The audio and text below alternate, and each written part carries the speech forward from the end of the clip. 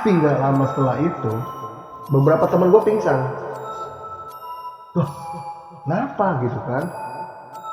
Ya, ini nggak beres ini gitu kan.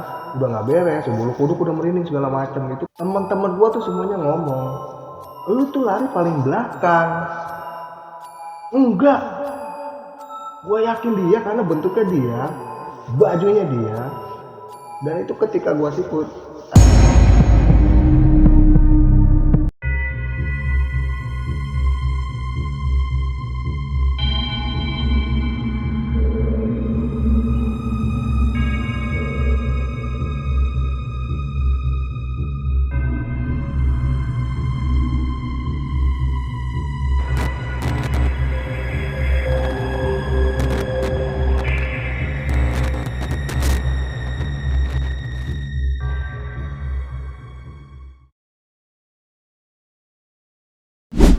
Selamat datang di channel Pangsi Merah. Gua Nakon sebagai host di sini ingin membawakan cerita di episode 1 ini, pengalaman pribadi gue sendiri. Yang mana gue ditarik-tarik sama dedemit. Bayangin guys, dedemit. Dedemit mana yang bisa narik-narik? Ya ini nanti kita bahas di Kumis Cetar. Kupas misteri cerita sekitar.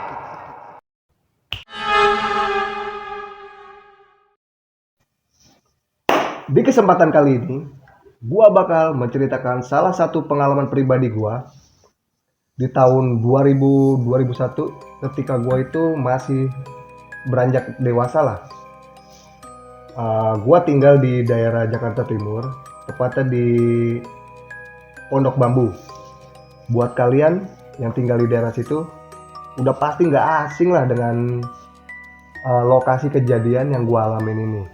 Jadi lokasinya itu guys, di sebuah sekolahan yang konon katanya kalau menurut engkong-engkong gue lah yang dulu itu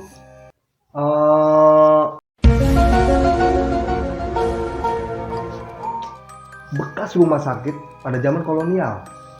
Jadi lumayan angker. Di situ tuh banyak yang namanya pohon-pohonan yang udah usianya ratusan tahun ya.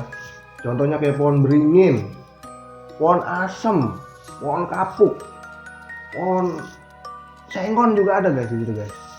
Waktu ketika salah satu pohon di sekolahan itu pengen ditebang ceritanya ya kan. Saat pekerja udah mulai berkumpul dan eksekutornya juga sudah siap buat nebang itu pohon, tiba-tiba pingsan guys. Dan yang lebih anehnya lagi tuh mesin baru beli kalau kata pekerja situ rusak. Akhirnya antara mistis dan enggak, ada salah satu ustadz bilang ini kita harus izin dulu kalau mau menebang pohon ini. Akhirnya para pekerja setuju dengan usulan ustadz ini kan, karena kebetulan juga ustadz ini salah satu staff di sekolah ini gitu, bagian pembimbing rohani. Sesudah dibacakan berbagai macam ayat, barulah pohon itu bisa ditebang. Tapi ini yang aneh, pohon itu mengeluarkan darah. Dan tiba-tiba salah satu pekerja kesurupan. Tapi proses pemotongan pohon ini tetap berjalan dan akhirnya pohon itu bisa ditebang.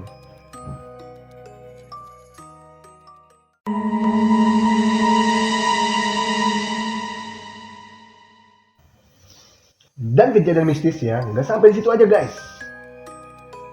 Pada saat di tahun yang sama, ketika gue bermain petak umpet dengan teman-teman sebaya gue, kejadian lebih mengerikan buat gue itu kejadian men. Jadi gue mau menjelaskan denah lokasi sekolah ini berbentuk seperti apa. Dia berbentuk lorong, lurus seperti bangsal rumah sakit. Itu pada saat permainan dimulai, ini si penjaga ini, si Bajai kebetulan, memang larinya agak lambat karena badannya agak ambun ya kan. Dan gua itu posisi ngumpetnya di ujung bangsal, di ujung lorong maaf. Di ujung lorong ini, gue berada di sebelah kanan lorong. Sedangkan teman-teman gue nih, semuanya full di sebelah kiri. Kenapa gue jaga sendirian di sebelah kanan? Karena mereka tahu lari gue paling kenceng, men. Speed gue paling Roberto Carlos gitu kan.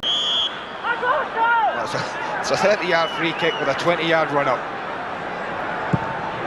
Dear, dear! I don't believe it! What a goal! Ya udah.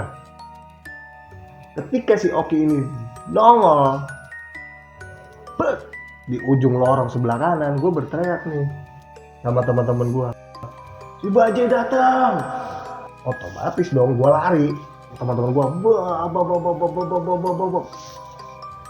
tapi gue nggak bisa lari karena posisi gue ditarik di sini nih.